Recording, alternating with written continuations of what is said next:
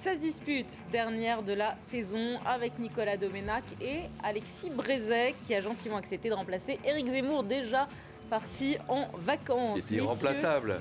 Messieurs, voici le sommaire. Déluge de boules puantes à l'UMP, insultes par Twitter interposées, Rachida Dati éreinte François Fillon, Jean-François Copé sort de son silence médiatique sur Facebook.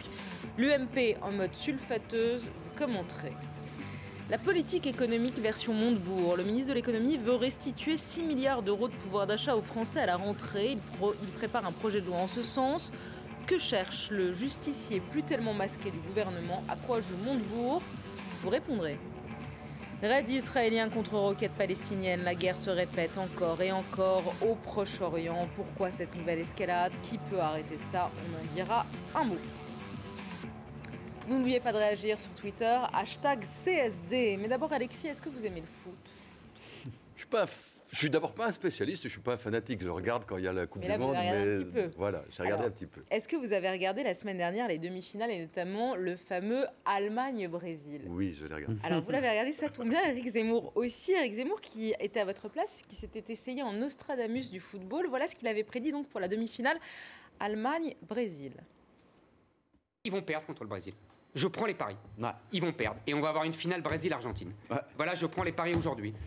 Parce qu'ils ne gagnent plus depuis 15 ans. Depuis que cette équipe est glorifiée par Cohn-Bendit comme la nouvelle équipe de la diversité. Non mais c'est intéressant. Parce que ça trouble vos lieux communs antiracistes. Je veux dire, l'Allemagne, elle gagnait quand il n'y avait que des dolicocéphales blonds. C'est comme ça. Pas du tout. C'est peut-être le hasard. Voilà, on rappelle donc à Eric que l'Allemagne a battu le Brésil 7-1. On a essayé de le joindre, mais il était, je ne sais pas, planté dans le sable, il valait mieux. Au fond de la piscine, etc. Un commentaire? Il valait mieux. Oui, je ne pouvais pas en placer une quasiment Nicolas. Face à Éric Zemmour, qui était tellement sûr dans son idéologie anti-multiculturelle que l'Allemagne serait repassée par le Brésil. Effectivement, 7-0, le démenti est assez... 7-1, pardon. 7-1, oui, j'exagère.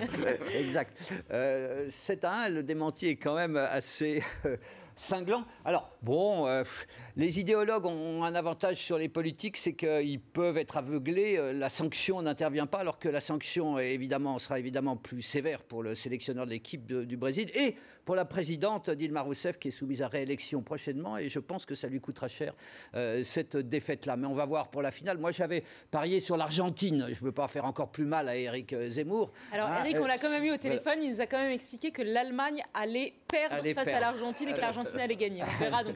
Il persiste. Nous verrons. Alexis. D'abord, c'est pas beau de se moquer des absents. Ça prouve que c'est toujours difficile de faire des pronostics, surtout à 2 ou 3 jours de l'événement. Il vaut mieux les faire longtemps à l'avance. Cela dit, je ne veux pas me faire de l'interprète de la pensée d'Éric Zemmour. Malgré tout, il nous arrive de parler surtout de foot, parce que moi, j'y connais rien. Je pense, en tout cas pour moi, que la grille ethnique appliquée au foot est absurde. Elle l'a été pendant des années, quand on nous a fait le triomphe de la France black, blanc, beurre. C'est aussi absurde que de dire la défaite de la France black, blanc, beurre. C'est une autre ordre de réalité, je crois. Non, mais il y a quand même, dans la façon de jouer de l'équipe allemande, des évolutions. Et qu'on doit aussi au fait à l'enrichissement de footballeurs venus d'ailleurs avec un talent, un esprit qu'ils ont su amalgamer. Et ça, c'était une force quand même, parce qu'il y a eu des Turcs, il y a eu des joueurs d'autres origines. Non. Et je pense que comme en France, on a vu avec l'équipe de France, là, il y a un mélange qui s'est fait cette fois-ci et qui a donné, avec une envie de gagner, qui est supérieure à d'autres équipes. Oui, moi je crois pas trop à cette grille d'analyse-là. Je pense qu'on entre sur un terrain d'abord qui est compliqué, parce que malgré tout, si on regarde l'équipe d'Allemagne, là encore je suis pas spécialiste, il y a quand même pas mal de dolicocéphales blancs, comme dirait le camarade. Donc qu'est-ce qu'on va en tirer comme conclusion? Non, c'est autre chose. Non. Bon. Je pense que la grandeur de l'équipe de France, notamment, s'est faite au fil des générations par l'apport de joueurs comme Kopa venu de Pologne, de Platini, de Zidane, et puis maintenant, demain, d'autres encore. Voilà, et que l'Allemagne, cette fois-ci, bénéficie de ça.